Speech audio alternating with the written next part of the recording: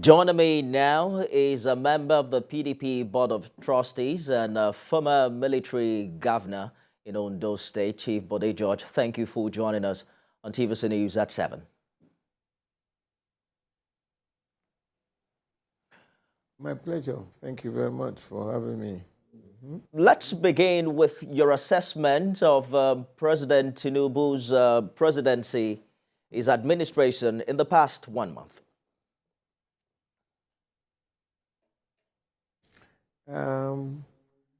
Let me say this, like I said a couple of weeks ago, that yes, he has started reasonably well, but this journey is not a 100-meter dash race.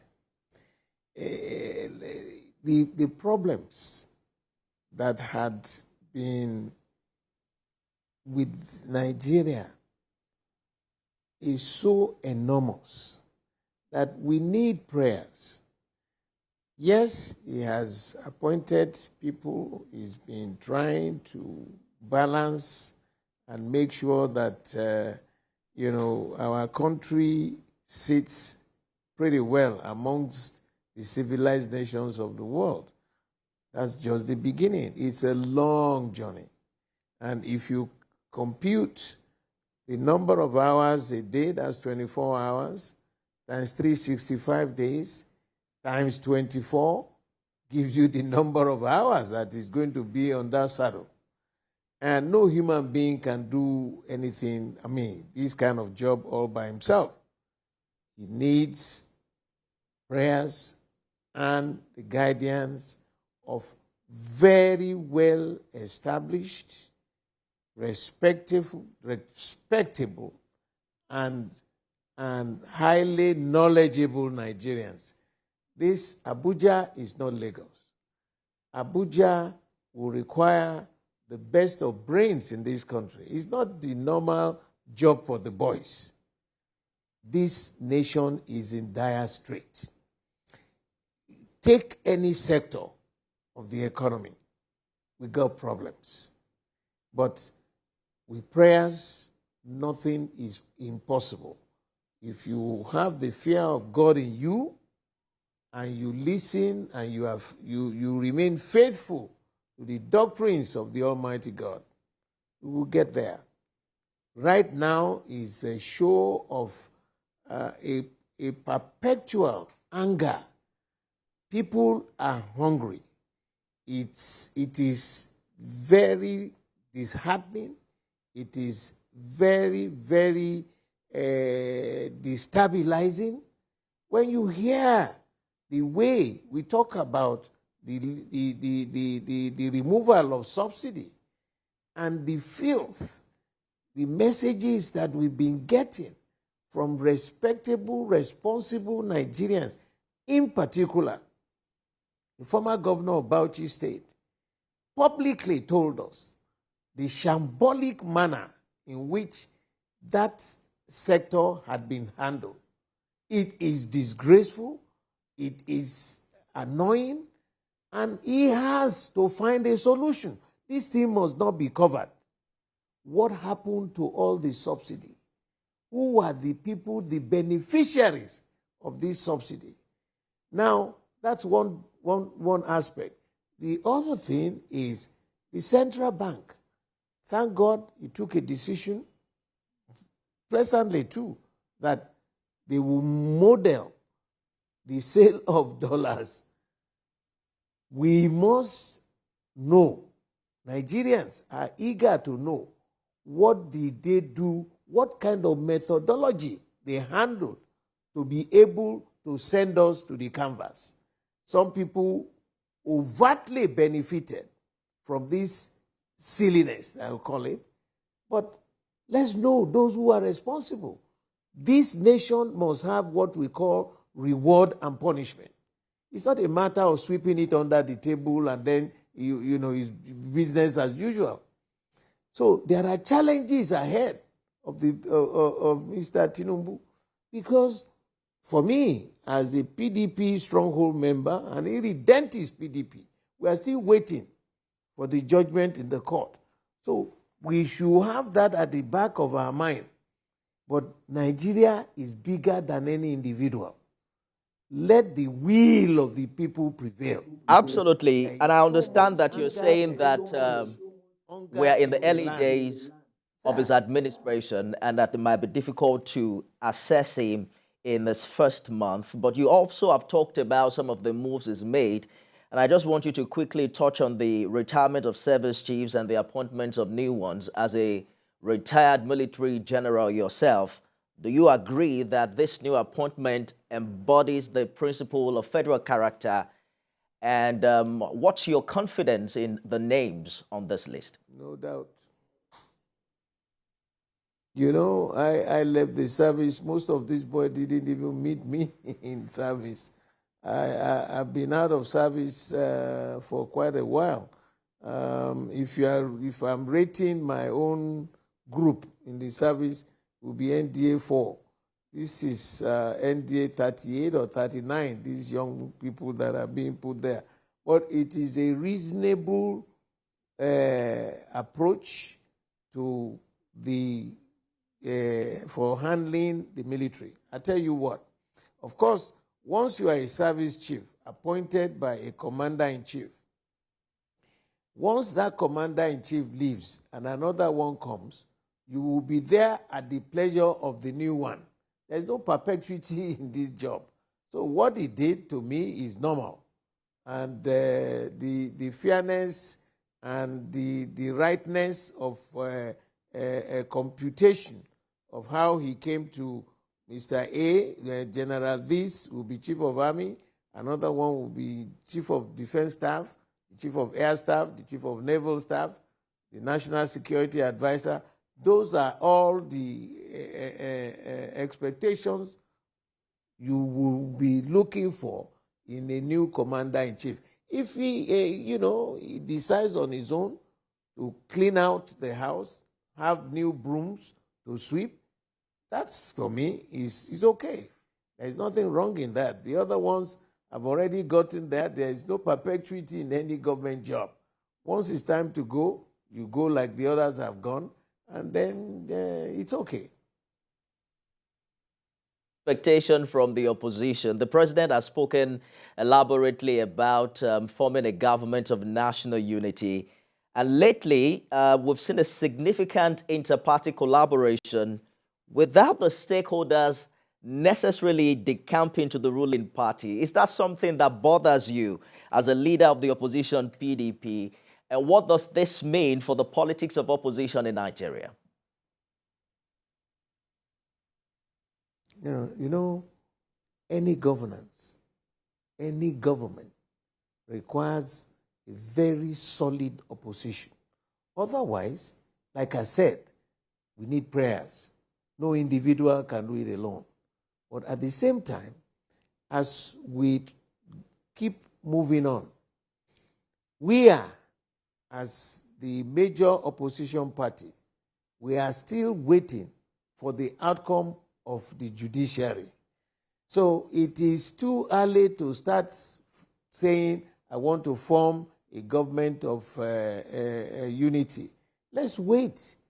The electoral process is not over. I am an irredentist PDP. Once the final decision is made by the courts, not even the Court of Appeal, at the Supreme Court, because I'm sure either party, whoever fails, will want to go to the Supreme Court. Once we finish that tranche, then you can sit down and say, okay, I want to form this type of government, not with individuals. It will discuss party to party. Party will decide on their own, call the elders, call the managers of the party. Should we work with A or B? What are the terms of agreements that you can do? The PDP in 1999 did the same thing. But Obasanjo's government had a unity kind of governance. And so it's not novel, it's not new here. So if he thinks that is what he wants to do, then the party will nominate people who will go and work for him, people they can depend on, people who are knowledgeable, people. It's not this is not the time, like I said, job for the boys. Abuja is not Lagos. And so we have to be very careful, very prayerful. And for me, by the time we finish at the courts, I will plead with all Nigerians. The mentality of retaliation destroys a nation. But the mentality of tolerance develops a nation, encourages a country. What we have presently that is besetting this nation is, one, the tribal differences, vicious differences, religious differences. These issues should not be issues that will prevent our nation from developing and growing. Absolutely, Chief George. Whoever becomes the president must address that. Allow me to jump in very quickly. On a light note, many recall your statement during the electionary period that you would relocate if Tinubu wins. Precisely, you mentioned that if by whatever chance he gets to the villa, I won't be part of this country. I'm just wondering, if the court upholds him as president, will that position of yours change, and will you be willing to, work with him? Listen, Femi, you know what my age is now? My first outing in public government, I was 42 years old. I was military governor of 2 states. Now, I have been one thing or the other. I've worked with about 5 different presidents in this country. Me, to go back now at my age, when I'm almost 80, saying I want to go and work, I told you the procedure. I cannot. You are like Baba Dubo now. You are an old man. What are you looking for there? There is a balance in my part of the world that says, o wa lọ́mọdé, o fakoyo, o wa ní gìrìpá, o dábìrà. Ṣé ńgbà tó bá dògbò nǹkan gi ló máa ṣẹ́jú pàkópàkó bí akọ́ká? What that means is that there is a time for everything.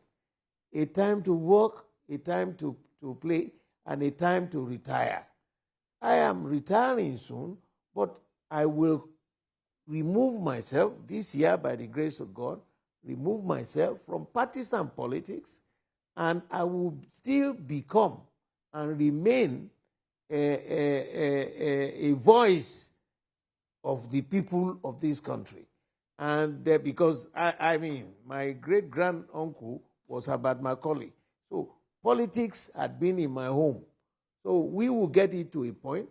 My own children now, they're about the age of 50. I became a governor at the age of 42. You need the younger generation. You need those young people, young minds, who can do things. Whether I'm going to go to Ghana or go to Poland or go to England or remain here is purely my own.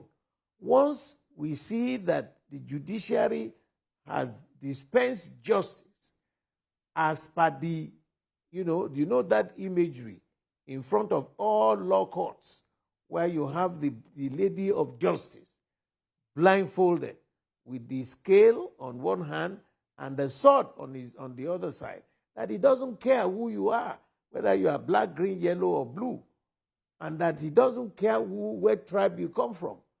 He must dispense justice. If it is judicious, if it is fair, if it is sensible, fine. But if it's not, I have gotten to an age that I can go and live anywhere I want to live. And I'm not joking about that. If so far now, we are saying the filth, the death, and the rottenness in the system is absolutely shambolic. You don't need to pretend. We have tried, we have struggled, where we will continue to talk about it. If his approach, if he wins in court, fine. He will talk to the other parties, not me as an individual. But we will suggest issues, we will tell the truth to power without mincing words. So Whether I remain in Nigeria or go to Ghana or go to Togo remains absolutely my decision. I'm a free man. I retired from the military, 25 years in the military service, 25 years in politics, 50 years of my life in the service of this country. Is that not enough? You know, and then if I'm seeing it. I was born here. I went to school here. I grew up here. Things are not working out well. That's all we are saying. Let all the governors get whatever money they want to raise. Yeah, it is a good place to live in if things are working. It is. If things are working well, it will be a good place to live in. When I was growing up, I don't know, when I was growing up, we had fun. We had fun in Lagos Island. We had fun, but that's not the case now. Let them set up skill acquisition programs in every local government. So thank you so much for your profession to these young minds. I believe that your position has become clearer, particularly concerning your previous statement. PDP Chieftain and former military governor in Ondo State, Chief Bode George, thank you for your contribution. Yes, you know, during that, yes, thank you. Do you know all those periods we are just talking?